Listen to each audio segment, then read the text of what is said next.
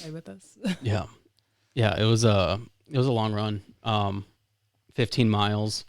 I ran with my friend, for 8 miles. We ran, like towards East Lansing from McGuire Park, Mm-hmm. and then came back, and then he left, and I still had 7 more miles.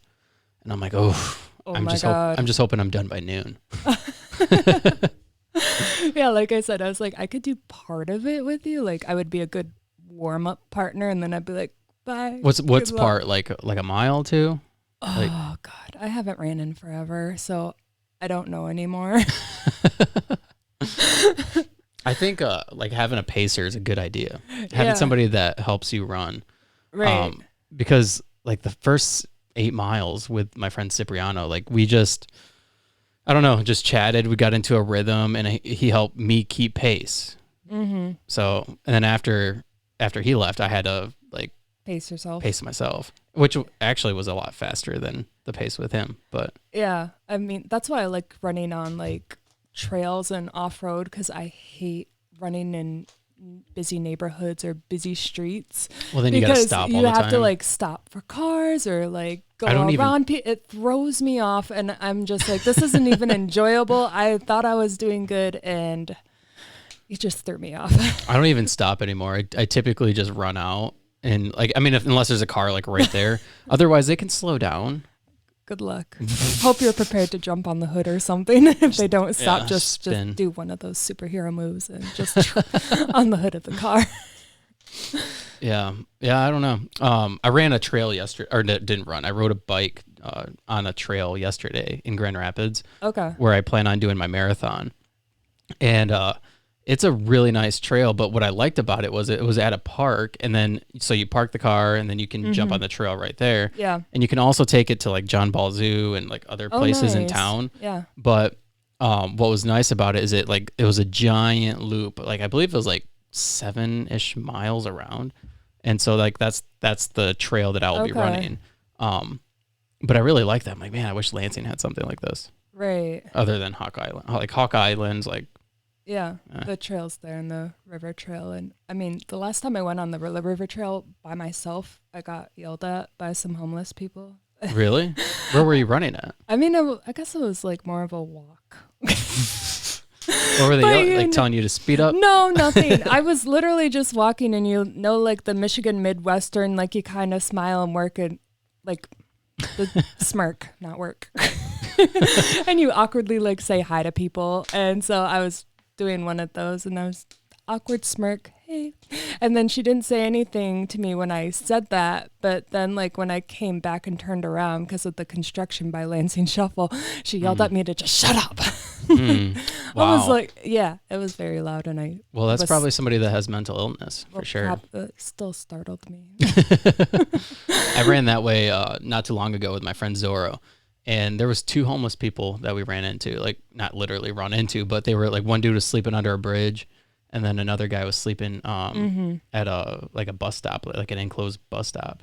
And I was like, oof, Yeah. man, what would that be like? I don't know. I mean, some days I feel like I'm about to find out with the prices of everything. And yeah, it's like my rent went up, and I was just like, what did I agree to last year when I renewed? Well, what's crazy is like I've been homeless before. Really? Like, yeah, as a kid, I was homeless. Oh, no. Like legit been homeless, like living in a hotel room and at times in a vehicle. But we were put up by the Red Cross Okay. in a hotel room, and for a few weeks. But yeah, what's crazy about that? Like I remember that and I remember thinking like I don't ever want to experience that in life, and especially as an adult, somebody that Yeah. has kids, like I would never want my kids to go through that. Right. And so like it's interesting to like see like older like people like in Lansing, like the people that we ran by were like older. Yeah, They're yeah. like 50s, maybe 60s. It's like what went wrong in your life to where this is where you ended up? Was it mental illness? Was it just not a lack of opportunity? Like what was it? Yeah, it's always crazy. like this whole story too, because I saw the Pod Meets World show last night. And so as adults, like we're going back over Boy Meets World and all the life lessons you learn. And you remember Sean, he lived in the trailer park.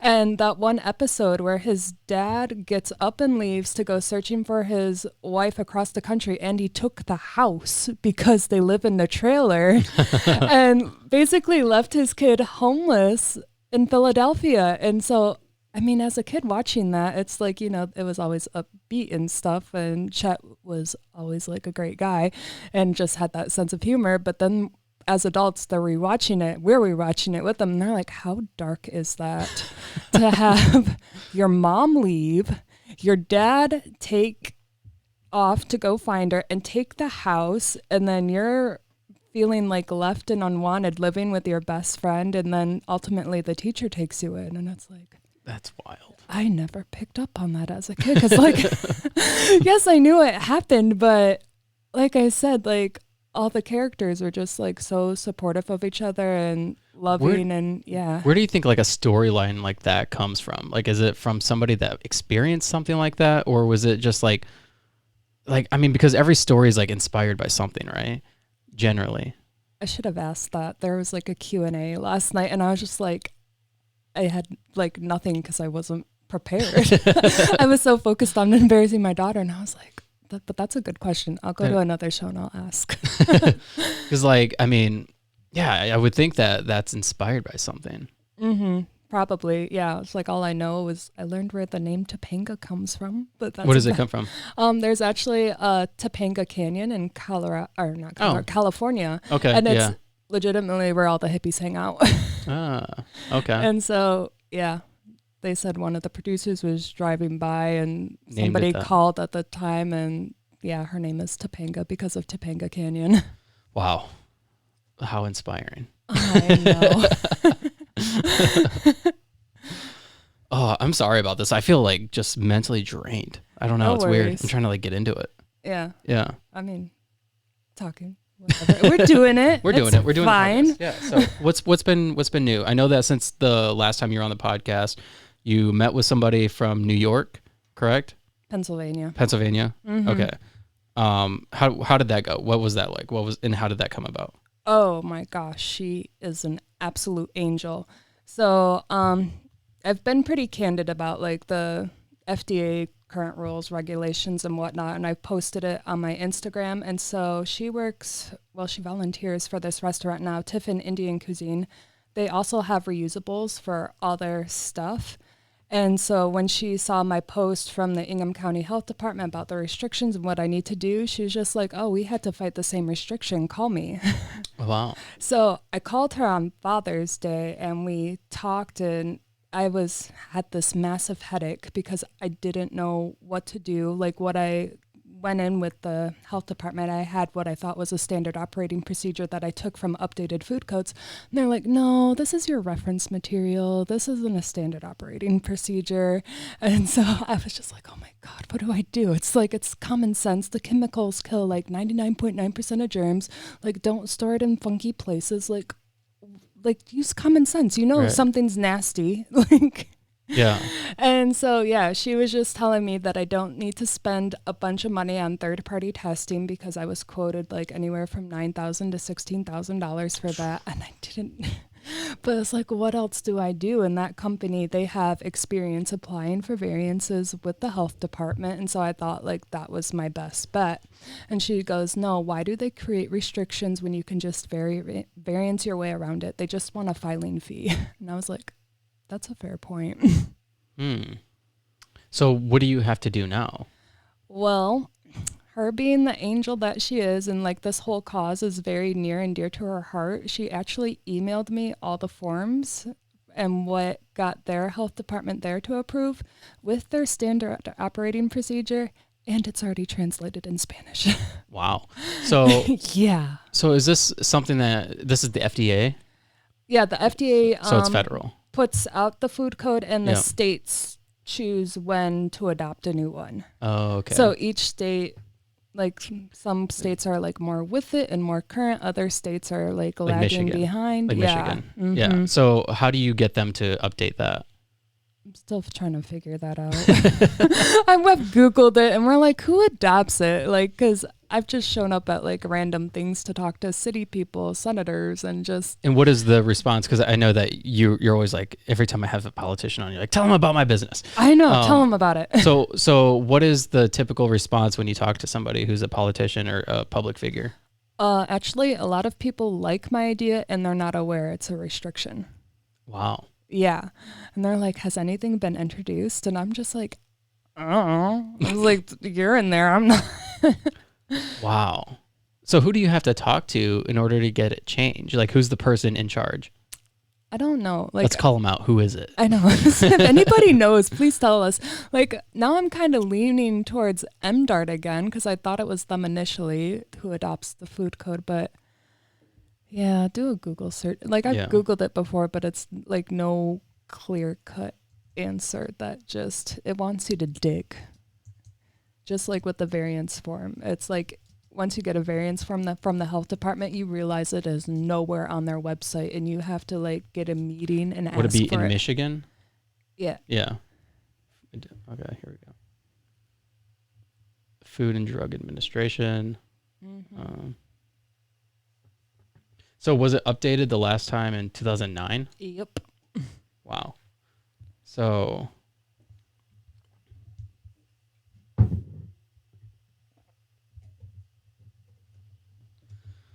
Michigan Food Code right here, 2009. Chapters 1 through 8. Does it list anybody who worked on it? Not that I recall. Like, I remember it was like section 4.13 or something that states the whole thing, because I've been through it a few times. How many pages is it? Oh, it's 219. Holy cow. Yeah. Okay. So what part of this pertains to you? I think it's in section 4. Where's that at? Scroll. I think it's like page in the 60s or 70s. Oh. Why do I still know this? I mean, you should, right? I mean, I do, but yeah. This is how many times I've been through it. 60s? I think, yeah, it's like late 60s, early 70 pages. No. Wait. We're in part 3 now, so wait, back down. No, cooking, freezing. Nope. Further down. Okay. Oh, maybe later 70s. Okay.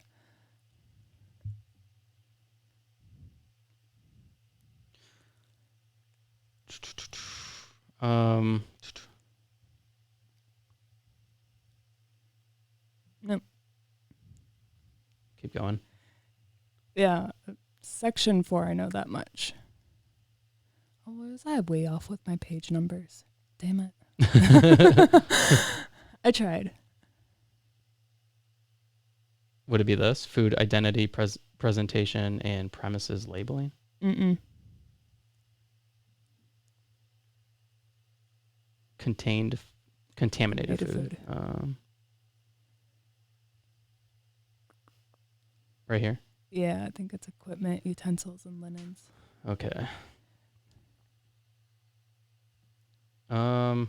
Yeah, because that's part of the characteristics: safe, durable, and. So, what part of this are you like? What part of this affects your business, and what part of it keeps you from just starting your business? Okay, so right now people can bring in their own containers, but the utensils the restaurant uses, they cannot touch the container in any way because you don't know what they're bringing in. Yeah, some people don't wash well, and yeah. So you have to have a way to properly sanitize these, right? So how would you do that? So, like, as a third party, that's the part that's not allowed. Like, if anybody wants reusables delivered, or just have it ready for pickup and not bring in their own container and have to wait around for like 20 minutes for their meal to cook. That's my struggle because I'm the third party. But like I said, there's nothing new that really needs to be done because all the dishwashers that are commercial and in restaurants, they are designed to kill like practically all of the germs. So the problem is taking a container out of a restaurant and then bringing it back. That's the problem. Yeah, that's the part they're concerned with. But they said I could do it for non-potentially hazardous foods, which is like your bread with, just bread pretty much. And So have you partnered with any other restaurants other than Aaron and not Abundance yet, Cafe? because people are interested, but when you work so hard to start something, everybody, they're like, oh yeah, let me know when it's legal. Yeah, and yeah. you get approval from the health department, then we're down. And I mean, I don't blame them. You spend like your whole life building something, and you don't want like one little bad thought out thing to bring it down. Right. So in the places where they do this, what is their food code? Not 2009, like 2013, 2017. I know Michigan was going to do it pre-COVID. Yeah, I remember you but telling me. they didn't circle back to it. But in that COVID time, I think 2021 is the last one the FDA did, because they update it every 4 years. And so I think they were like, oh, well, at this point, let's just read the new one and adopt the newest one. But at the same time, it is also like time and money, because I've cleaned out a kitchen. I found like the little books from the 2009 food code. So they will have to send updated guides to like all the food businesses in the area. And I bet that is probably time consuming and costly. Yeah, I could imagine. Yeah. Yeah. Wow. Why is it so difficult? Why is everything got to be difficult? I know. It's like, I thought this was my toned down version because I wanted a zero waste restaurant. And then I was just like, I'll just make it easier. How about I meet people where they are and I'll just wash the dish. Washing dishes is apparently more complicated than anybody could ever imagine. How many people on average use your service? It depends on like the time of year and what Aaron's cooking. So I think roughly 20-ish people a week on average. Yeah, it's summer, like when people are gone. But yeah, I know shawarma week is big when she does that. Oh, that sounds good. So yeah, it's usually anywhere from 50 to 80 containers that go out with her once a week orders. And so we're over like 2,000 items saved from the landfill just from her once a week deliveries. Have you heard anything about the East Lansing? Because I know that at one point you were saying East Lansing was struggling to with their trash service. Oh, Have you heard anything about that? I haven't, because the developer that I was talking to from East Lansing, he was one of the many people that up and quit, and he quit his job. Yeah, he quit his job because of some behind the scenes stuff.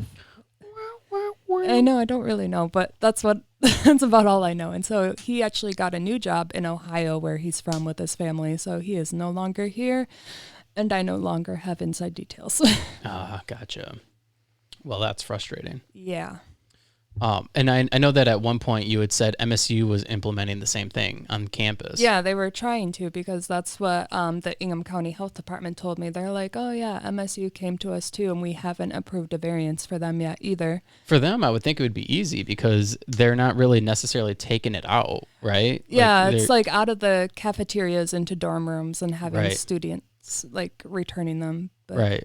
Yeah.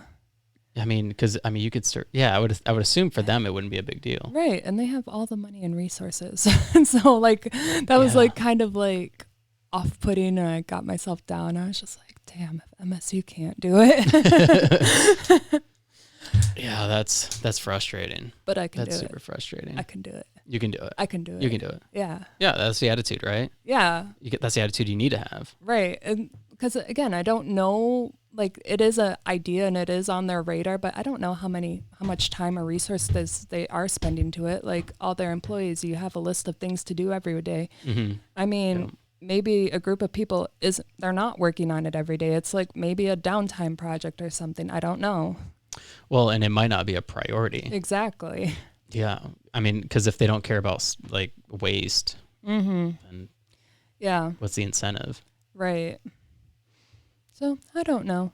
Yeah, there's lots of big people that won't talk to me yet, but one day they will. Who are you trying to talk to? Obviously I know that you're trying to talk to any politicians that you can. Yeah. But who's that one person that you're like, I want to talk to them about this specifically? Like, that person might actually make a difference. Oh my God, anybody with a louder voice with a megaphone. So like a governor? Yeah, something like that. I kind of beat myself up every time I see like little posts about the city of like the mayor, the governor, we're here. And I was like, damn it, why didn't I go to that? It's like when they did the re-inauguration, I was like kicking myself because like I knew, I went, I voted, and then I totally forgot about that ceremony. And I was just like, you are so dumb. Ceremonies are the last thing I want to go to. I know, but I do what I got to do. You sent me that thing for the city council, and I'm like, yeah, I have no desire to go. I think I was running that day, and he was like, no, that's more important. Right. I don't care. Yeah. Well, Speaking of like politicians, holy cow. yeah. Like, oh my gosh, cancellation. You got some press I got out there. some heat. I got some heat for that one. That was bad. I mean, it's the way people are. It's like all or nothing and just cancel anything you don't like. I don't think that guy had any ill intentions. I think he spoke from a place of like. I think like. He meant well, but. I think he meant well. Yeah. And I talked to him afterwards, and one thing he said is that he was extremely nervous. Oh, and yeah. I don't think he had ever done a podcast before. And so he also didn't know like what kind of questions I was going to ask or like what to expect or anything like that. So he was nervous. And so his answers seemed weird. Like they seemed like he had kind of thought him up on the spot. And yeah. Which he might have. But the thing is, like, I felt like people were digging into the conversation. Like he said this about Lansing being like a fork in the swamp or something like that. Yeah. I'm just like, that's not what he meant. Like, right. He was talking about like on a bigger scale, like in Michigan, it's just like people drive through Lansing and they don't stop. Yeah. Yeah, I agreed with that. And yeah, it's trying to like recall like facts and items. I remember you asked me like how much trash goes into the Great Lakes, and it's like, I don't know that off the top of my head. I know it's in the millions, but it's not like anything I can recall and get it like down to the T right. Right. Yeah, I wasn't. The thing is, like with that episode with him, I was not expecting any hate. In fact, like for a week after I posted that episode, it got like no attention. Yeah, and I was like, huh, that's interesting. And then like all of a sudden on a Monday, I was like, what's going on? Like my views shot up, and then Shannon started commenting all over it. I'm like, oh boy, this isn't good. And then it's not, but it is. Yeah, I mean, that's the thing. Like, people get mad about being canceled or whatever, which I wasn't even canceled. You can't cancel somebody who's uncancelable. Like, it's not like I have a network or something. We're still here. Like, I'm still doing this. You're not stopping me from doing it. But the thing is like, when you get like bad press or bad attention, it doesn't feel good. Right. And so, but what people don't realize is when that happens, it just blows up your platform.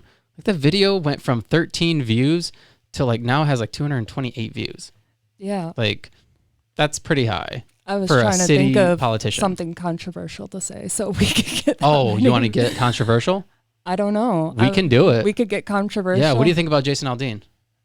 Oh, I haven't heard the song. I don't know. You haven't heard it? It's like I saw the headlines, but it's actually pretty crazy. I think it's crazy. It probably is crazy, but yeah, I've done zero research aside from reading a headline, and so honestly, I know. But that's a respectable response, because like most people will just jump on board a hate train because from one headline. Right. They're like, oh, he's a racist. He's a racist. I didn't read the article. I have zero idea what's going on. And yeah, it's a crazy time. Like, we live in a time where if somebody doesn't like what you say or what you do, then they want to get rid of you. Yeah. And they want to ruin your life. And it's a problem, I think. But the thing is like, it doesn't ruin your life, because then people want to defend you, and then people come to support you, and then they subscribe to your channel, they start listening to all your music, and then they're just like, oh, fuck them. Fuck those people. It's hard too, because you have your supporters and the people that want to cancel you, but there's like no bridges being built to like merge people. We're still dividing the country. But we're not focused on real issues. Exactly. And that's the problem. Like, I think we could point out the real issues, what we agree are problems, and start the conversation from there on how to make it better. Right. Yeah. I mean, but that takes work, and it's a lot more fun to hate on somebody. It's a lot more fun to hate on somebody. Oh yeah, true. I went last night and seen the movie The Sound of Freedom. Oh. I haven't heard of that one. You haven't heard of that? No, Oh, it's that's been a really good Barbies all over my feed. So the Barbie movie is interesting. I didn't even know there was a Barbie movie out until I went to the movie theater, and then every girl's wearing pink. Yep. People are walking in with blankets. I'm like, what's with the blankets? Like literally everybody had a blanket. And I'm like, why? I don't know. What's with the blankets? I don't get that. Should we Google that? Maybe. So Barbie and blankets? I mean, I know she had her Malibu dream house with the bed, and I was like, but that doesn't make sense. I mean, to bring a blanket unless you get cold in movie theaters in your skimpy Barbie dress. Maybe that's the case. Maybe that's it. You're wearing you're all Barbied out, and theaters are cold, but yeah, unless there's like some sort of theme, I have no idea. Let's see. I'm going to Google it. Barbie blankets.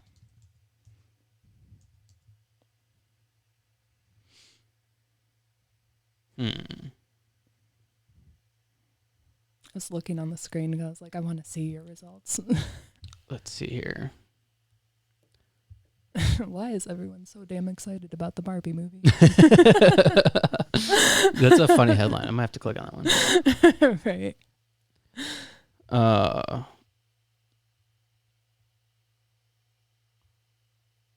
This is a preview of our pulp culture newsletter. The Daily Beast, obsessed. Okay, I don't care about that part. I remember when the first Harry Potter film came out. Okay, I don't care about your thoughts of Harry Potter. Let's see here. Okay, maybe this wasn't a good article. Good headline though. Got us to click. It did. It did. They succeeded Props in that. to you people. Yeah, I don't know. I don't know. All right, people going to see the Barbie movie. If you brought a blanket, tell us why. Yeah, it was weird because literally everybody had a blanket. My wife's like, why do they have a blanket? And I'm like, I don't know. Maybe they don't want to get cold. And then I started looking around and I'm like, everybody has a blanket. Why? This is weird. I don't know. It's really weird. Okay, I'm gonna have to go find that out now, just because. So, anyways, you said you saw the Songs of Freedom. The Sound of Freedom. Sound of Freedom. So the Sound of Freedom is about it's about this guy who worked for Homeland Security. Okay. And he ended up going on a mission. Or he was in charge of putting together operations for saving trafficked children and going after pedophiles. Oh. And he ends up coming across like this ring, like a pedophile ring, bust a guy, and then it led to him saving a kid. Like the movie The Sound of Freedom is just one operation that he's done. Mm-hmm. But that operation specifically, this dad dropped his daughter and his son off at it was like a talent show type of thing. Okay. And they told him, come back at 7:00. They told the dad to come back. He wasn't allowed to be there. So they like start taking pictures. They start videoing the kids. There was a bunch of kids. And the dad leaves, comes back. Everybody's gone. Kids just disappear. So this guy gets put on this mission to find the kids. Mm-hmm. He found the son, and the dad begs him to find the daughter. Yeah. And the whole movie is him trying to. He's in this operation in Colombia. I think they were from Honduras, and he's trying to get the daughter back. And she was sold to like a kingpin, like down in the swamp, like in the swamps of like Colombia or something. Yeah. But it's a extremely compelling story. It's a true story, completely true. And there's a lot of controversy around it too. Yeah. Like they're trying to paint the guy who, the main guy, his name's Timothy Ballard. Mm-hmm. They're trying to paint him as like a QAnon conspiracy type of person. Mm-hmm. But like everything that he's done has been filmed. That he films all his operations, and they're trying to say that the things that he's portraying in the movie aren't quite as extreme as what he's making them sound like, because they in the movie they paint a picture where there's a lot of elite people involved in this. Yeah. Which clearly there is with the whole Jeffrey Epstein thing. Like there was a whole island dedicated to this. And Jeffrey Epstein had ties to Bill Clinton. He had ties to all these other people that were significant people. Mm-hmm. And then all of a sudden he dies in prison from hanging himself, which we all know wasn't true, because everything that correlates to his death is consistent with him being strangled.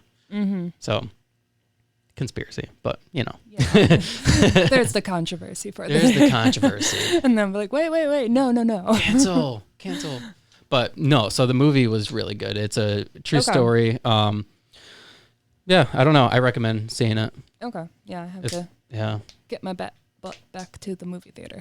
But I think the last one I saw was Cruella de Vil. How was that? It was good. Yeah? Yeah. Meant to go see The Little Mermaid. It's like, I don't get like the ads like I used to reminding me to go to the movie. My wife was just saying that. She's like, I don't see anything so then for movies. I don't think about it. And yeah, I know like that got a lot of good press too. And so I was like, oh yeah, I'm going to see it. Okay, maybe I'll do that after this. Because I haven't been. It's crazy because we went to the movie theater and we bought 2 drinks, just 2 large drinks, and it was $15. And our movie tickets were $22. And I'm like, how is our drinks almost just as much as a movie ticket? Maybe that's why I haven't gone. It's expensive.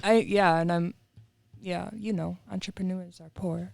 Yes. That's my other thing too. It's like I think about it and then I'm like, I'll wait till I get money. So I'll just not enjoy life until then. I enjoyed life last night, okay? True. So being an entrepreneur, like how do you, I mean, because you're obviously limited on resources, you're limited on not maybe time, but like how do you enjoy life? Like because like for me, like somebody who works full time, like obviously my paycheck's consistent, but I'm still an entrepreneur. Like I'm still doing it, but my livelihood is not dependent on that yet. So like my way of life hasn't changed really, but for somebody that is just all in at this point, what is free time and like going out on the town type of thing look like for you? This year has been really tough. Like when I quit everything last year, I had a decent savings built up and I wasn't as deep as I am now.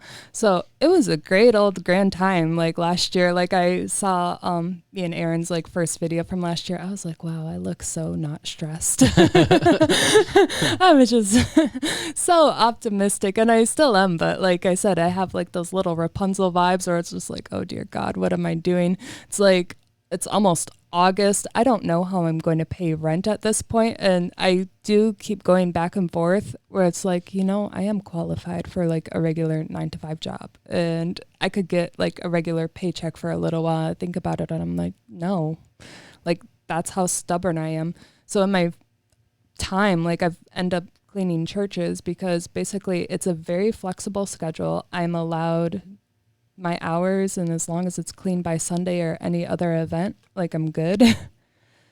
But that's not paying enough. And so I'm thinking about other side hustles I could do, but then people say, well, at that point, you might as well just have a 9-to-5. But at the same time, they're not as flexible as what I have now. Because with a 9-to-5, they'd be like, oh, you have a meeting, use vacation time, like make up that time later. And it's just like, I can't. So it's like, I have a kid to worry about too. And so I don't know. Why'd you pick such a difficult business? Because I'm so stubborn. I do this to myself all the time. I've actually been compared to a black cat where like I am in free fall, and my mom has said she's like a cat. She just always lands on her feet. But at the same time, I'm like, how many lives do I have? I'm like, is this number 9? Is this it? Oh my gosh. So yeah, it's like this summer has flown by, and I haven't done a lot except for go to Pod Meets World. It's like I haven't even really been to like one of the big beaches yet. Luckily, my sister rented a cottage and she asked me up to dog sit, and so I got one night for free for dog sitting because her and her husband wanted to go jet skiing, and the place they were doing it was like over an hour away, and they didn't want the dog to ruin it, Airbnb or anything. So did that. Yeah. So do you find like a lot of like just free type of events, things like that, things locally going on? It's like actually I haven't even really tried. It's like I am working Monday, Wednesday, Friday, and Tuesday, Thursday I have various meetings and I try to do something on my laptop. And then, I don't know, the day just goes by. It's like they say, as you like get older, like time flies, and it really is. And like I said, it's like summer's almost over and I'm like, shit, it's going to be August. It's like I need to go do something. Yeah. But time definitely goes by a lot faster when you're older. Mm-hmm. I'll be 30 in September. Yeah, shut up. I'm 35. But that's okay. Last night I was 12 and it was great. Yeah, we last Saturday took the day off of work. We were supposed to work, and we went to Junk in the Trunk had a ribbon cutting. Oh, nice. For their new location. So we went there. I actually got that skull there with the horns. Sweet. And yeah, got that there. And then we went to the Meridian Township farmers market to try to get food, and there really wasn't much there. Aaron was there. Yeah. We got some muffins. Yeah, I love her muffins. Did you have anybody assigned to butter your muffin? No. Nope. So we bummer. got some muffins. We left because there really wasn't much to eat, and then went to High Caliber. Took the kids on the mini go-karts, which that was a lot of fun. Mm-hmm. But I did the mini go-karts with my kids, and I look ridiculous. Really? Yeah, I look ridiculous. There's a video. I'll show you later. Okay. There's a video. I look like this. Like I'm just like in it like this, and I'm just like I don't know. It's completely ridiculous. But as I was passing like this little kid, he's like, "Hey, you're not supposed to be racing." But yes, you are. I beat those little fucks and I got first place. There you go. That's what you need to do. You need to race little kids. Exactly. Oh my God, that reminds me. My friend had an open house because she's going back to college later in life to go to med school, and so she has 5 kids. Ooh. And so for like her little party open house for all the kids, she rented a bounce house. Did the adults go in the bounce house? Yes, we did. But then like kids get in there and they're like, "Hey, there's old people in there," and like me and my friend, we looked at each other. We're like, "Excuse me." And they're like, "Not you, the other older people." I was like, "That's right." Kids are so relentless and they don't care. No, they don't. It's awesome. Yeah, it's funny. But what's crazy is like I remember being like a young kid and thinking like when my parents were 30, like that's so old. Right. And then now I'm 30 and I'm like, I don't feel like I'm like that age. Like, no. I mean, maybe it's because my lifestyle is also different. Right. But like, I don't know. It just doesn't seem the same. And I don't feel 35 at all. It's like with my shorts and everything. Like I used to watch like What Not to Wear on TLC. I'm like, am I too old for this? And then I was just like, they still fit. There's a show of What Not to Wear. It's an old show. It was like with Stacey London and Clinton Kelly. And it was, they did that back in the day when I was a kid watching adults dress like kids. Oh, okay. And then they would go correct them because stuff would be too small or like, I mean, I get it. There's some outfits where, at what it point, ages you. At what point in adulthood do you think you should stop wearing certain stuff? Like what kind of things do you think you shouldn't be wearing? When they don't fit and you've got holes in them. Like, yeah, but people buy jeans with holes in them. Well, there's like the intentional holes, and then there's like holes in the crotch and other places. Well, I mean, obviously you should throw things out then. Yeah. But like style wise, like when you see like young people wearing certain things and then you see like an adult wearing that, you're like, yeah, I don't know. Something doesn't seem right here. Yeah. I would say like, because you can tell like when something doesn't fit to the point where it almost looks uncomfortable for that person to wear. So definitely that, like, let yourself breathe, people. I don't know. I wear short shorts and tank tops every day. Yeah. I was like, that's been my whole summer get up because like I said, I'm cleaning. And so, it's athletic shorts and grunge t-shirts like all day long. So I used to get made fun of at work for wearing short shorts. Like, and they're not even that short. It's not like my butt is hanging out. Oh, but they're like shorter. Yeah, they're shorter. They're like above my knees. They're like running shorts, like 5-inch seams. Yeah. Like people would make fun of me for wearing short shorts. I'm like, so? I like those ones. You assholes are hot. I'm not. Right. Or are you? And they're not. That's true. That could be the case. Yes. But like, it does not look comfortable to me when you see somebody who is, for one, heavier, and then they're wearing cargo shorts that go down past your knees. Like, that just seems like too much weight. Yeah. Well, the pocket, depends what you put in your pockets. Somebody told me that cargo shorts are not in style anymore. I've heard that. Yeah. I don't know. It reminds me of like my time in Italy because, yeah, I was used to the guys here like wearing like the baggier shorts, and then over there it was like more tailored. And I remember like I first arrived and I had like a gay friend, Tyler. He's like, hey Kendra, find me like a guy. And I was just like, dude, my gaydar is so off here. I was like, this is a new culture. All the men look good. They have their shirts ironed and it's like tailored. I was like, I don't know. It is crazy, like the difference in cultures. And yeah. I mean, like, obviously, because that's more of like a prep type of like style. It is like you're right, yeah, prep style. And so, yeah, it was. So, like, what would America be? I don't know. Because I feel like we have a good mixture of everything. Yeah, we do. Yeah. But like my typical image of the American guy, like what I see, it's like I can almost like picture like their seasonal wear, like you said, like with the cargo shirts, like a State or UFM shirt and probably a baseball cap. And if they dress up, it is like those shorts with a polo shirt. I don't like polo shirts. Yeah. It looks too church boy to me. It does. Like, because I used to have to wear polo shirts to church on like a Wednesday night. Yeah. Yeah, I know. Or like we would go to do this this event like every now and then. It's called witnessing. So you go door to door, like witnessing to people. Yeah. And so you'd have to wear like khaki pants. Yeah. And then like a polo shirt. Yeah. That's talk about a dweeb.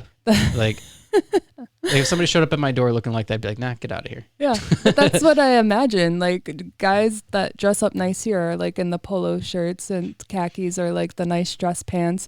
And I think my best example for like the females is like going to MSU campus during the winter, leggings, Ugg boots, and North Face jackets. Yeah, that's pretty basic. Yeah. I don't embrace any of those stereotypes at all. I try not to. I don't like to. Yeah. I think like for me, like when I dress up, I don't even like wear a collared shirt. I wear like a nice like flannel or something. Yeah. Or oh yeah, that's the other one for the cider mill in the fall. Yeah, everybody has the flannels and the boots. Yeah. Why? Yeah. Last year I went to a baseball game and I wore one of my summer dresses and I felt so out of place. Like I was standing in line. I was like, everybody was like wearing the same thing. Cause like, you know, the trend was like the crop tops and the shorts and like those sneakers. And then there's me in my dress and I'm like, I feel like I did not get like the dress code. You're definitely out of the loop on that one. Oh, that's okay. The cider mill, like their donuts and cider is like, there's nothing like it. Right. It's like the best. Yeah, it's a good once a year. I don't even like donuts really, but yeah, but those are good. My taste buds have definitely changed, and so now I'm like, oh, that's too sweet. You put what in that? But yeah, the simple cider mill donuts are good. Yeah, absolutely. So, you eat like pretty much a vegan diet, right? Yeah, vegetarian. So you do eat meat then? Vegetarians don't eat meat. I mean, I have. Don't vegetarians go off the rails a little bit? I've been off the rails like a little bit because like when I did what does going off the rails mean for you? It means I'm on vacation or I'm on my period and I have a craving. So when you are having a craving or something, like what does that look like? Cheese curds. Oh, so it's an animal product. Yeah, it's the cheese curds from Culver's. They get to me. Yeah, they're the best. We had them the other day. Yeah. And then it was Virginia Beach when I took my daughter, like before I was super duper poor. I mean, you're by the ocean. You got to have like seafood. And yeah, I was talking to a friend about it too.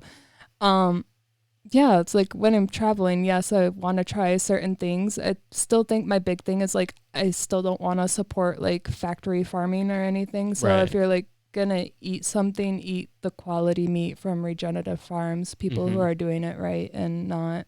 Do you know if there's anybody in Michigan that does regenerative farms?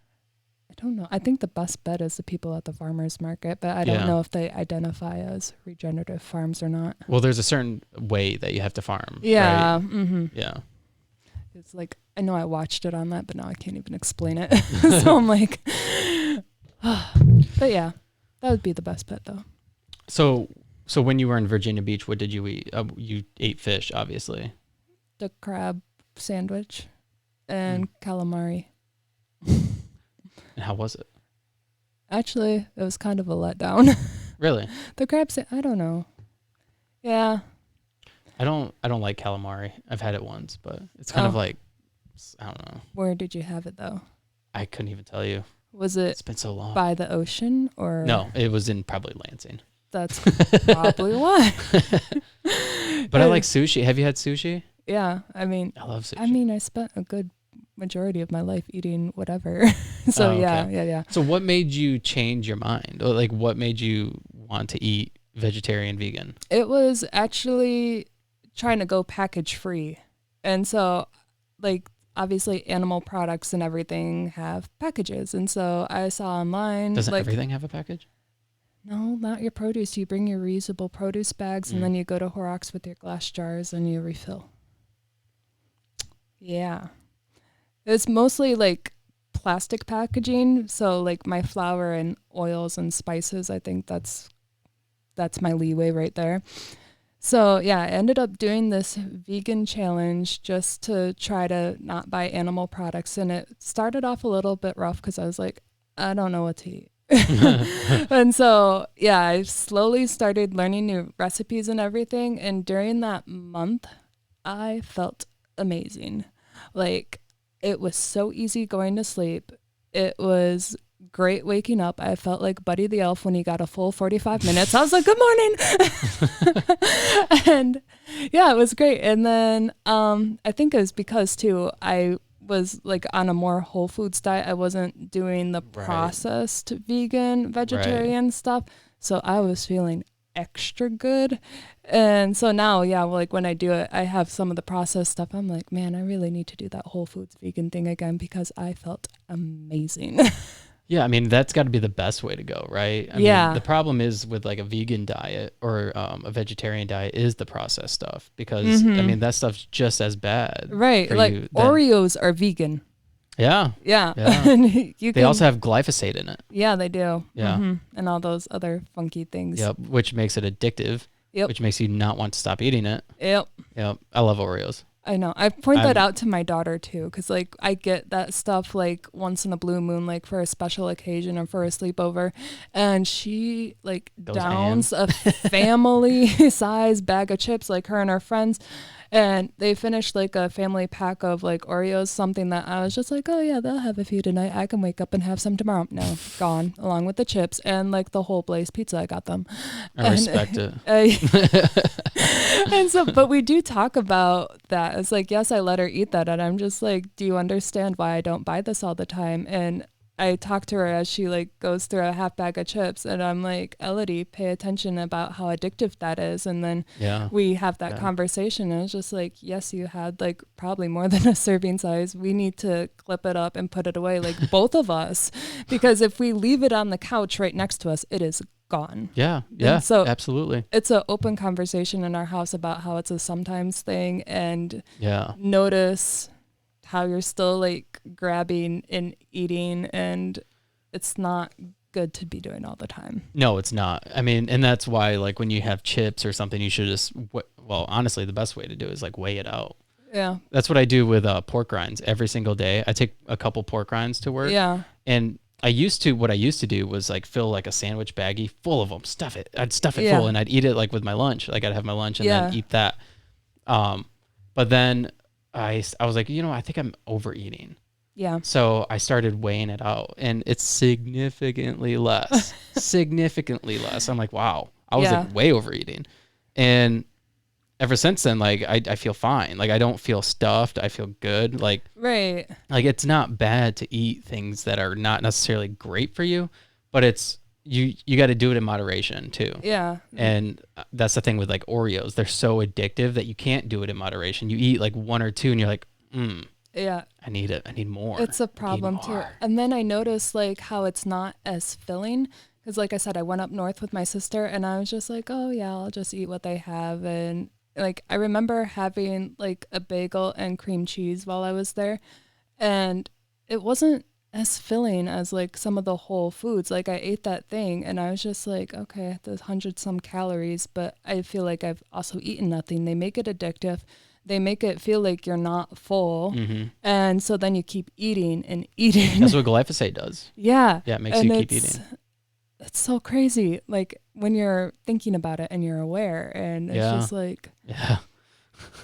I was like, okay, yeah, this is why I don't spend money on this stuff, because it's gone in 5 seconds. It's like bad for our health. It makes us sick, and I'd rather spend a little extra money now, although I think my lifestyle is actually cheaper than buying processed foods.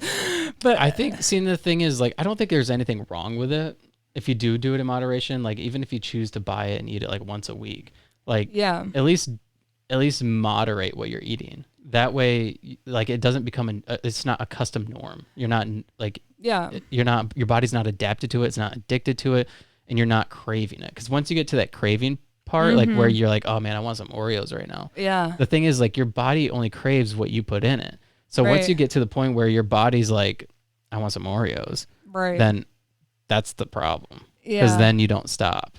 At least that's how it is for me. I mean, I could see that. I mean, I like cheese curds. But yeah, like that's what I do with my daughter too. And that's why I introduce it into our house, because I don't want to be known as like the crazy psycho mom who never lets her kid have anything. And then like, you know, she moves out and goes completely off the rails. Like that's why we have it. Sometimes we talk about it. We notice how our habits change when it's in the house. And I just hope for the best, cross my fingers, and when she's 18 has her own money and does what she does, and all I can say is I tried. yeah, absolutely. Let's see here, we're 51 minutes in. So before we wrap this up, we have 9 more minutes. What do you want to talk about? What do you want to promote? Okay, I have not crossed any T's or dotted any I's. So like I said, I got that variance template from Pennsylvania. The goal for 2024 is to be in the Mikado Club in downtown Lansing.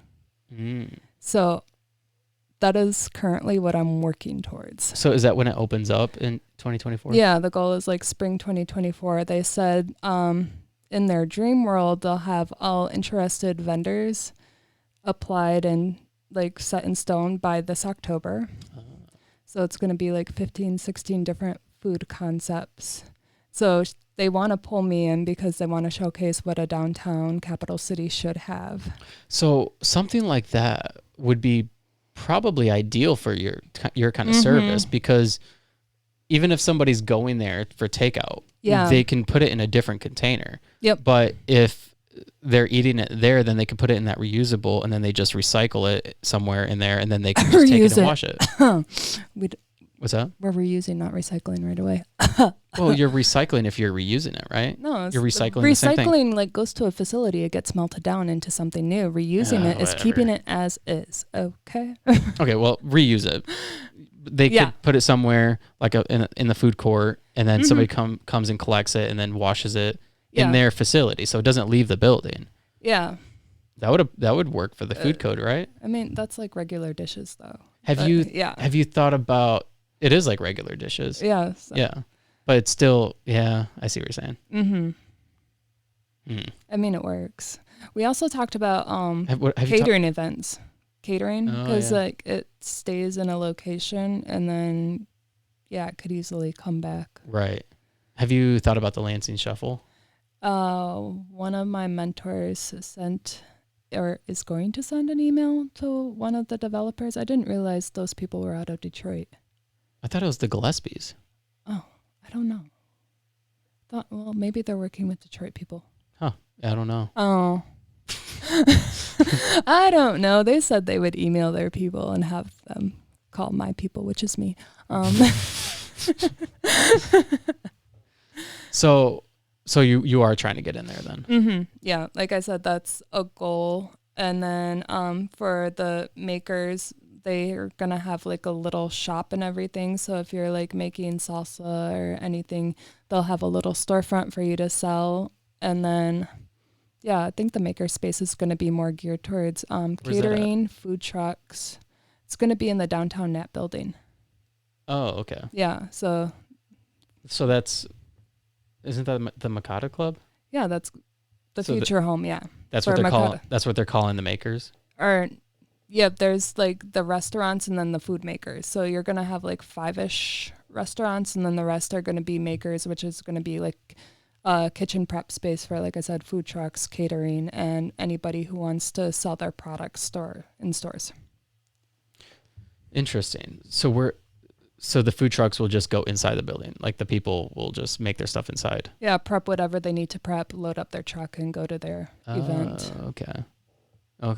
Yeah, I was confused too when they said food trucks, but like... I thought, when you first said, I thought like food trucks would be parked along the side or something. That's what I envisioned too, but now that it was explained, I'm pretty sure it's prep and then put it in the truck and then go to their event. So are these like common use areas, like kitchens?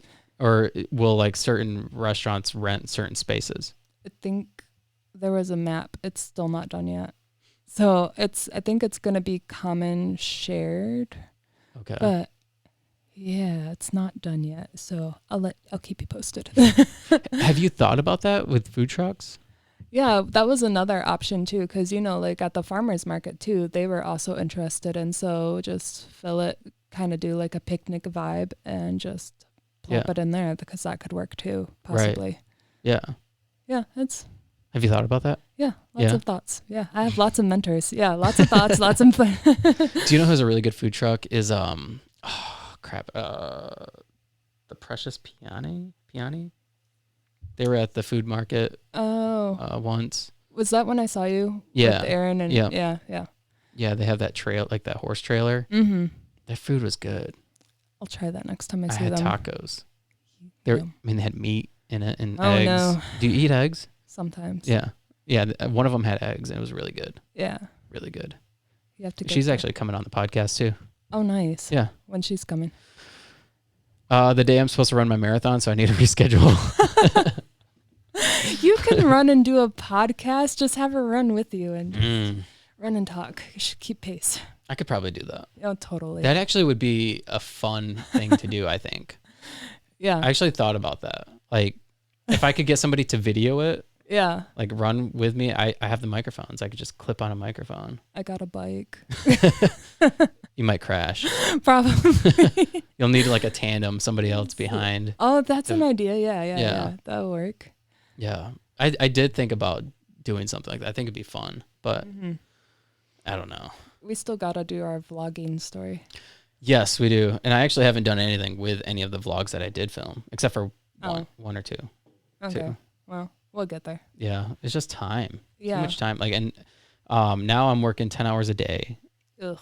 For who knows when. And I'm working Saturdays. And it's like, how am I going to do this?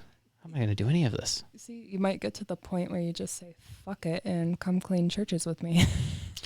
And the idea is I was going to quit GM this year. Yeah. Yeah. And I was going to go all in. Mm-hmm.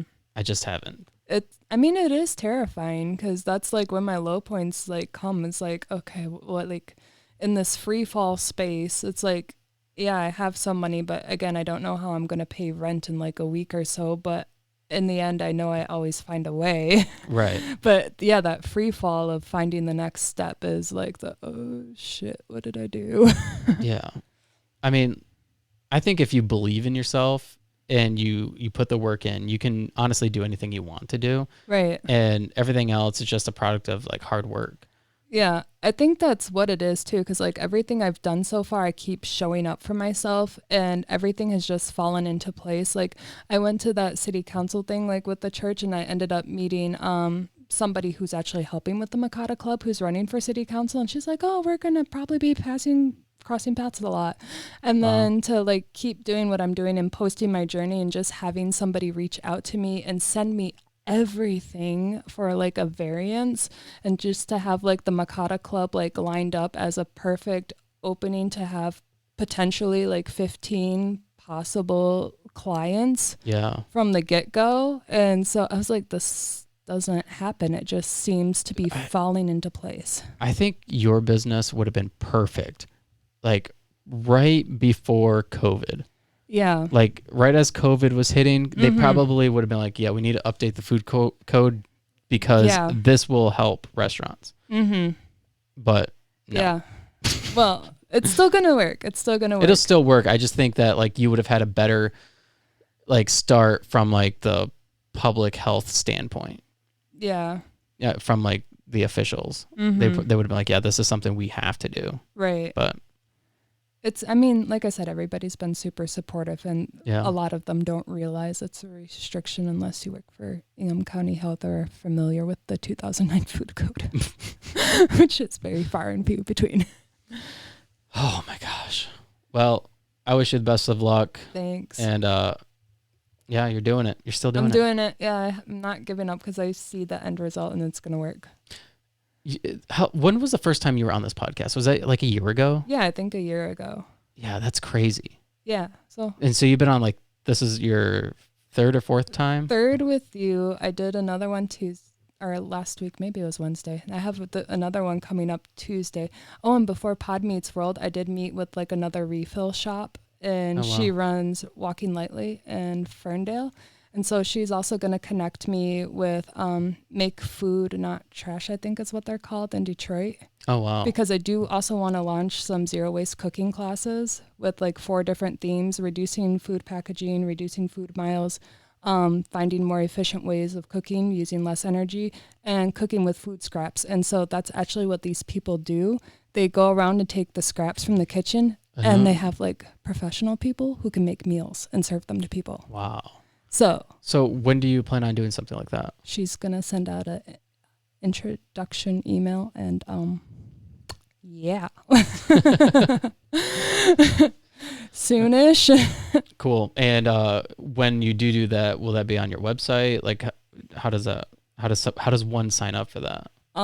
Yeah, I'll probably do like some social media websites. I mean, I got to finish my website.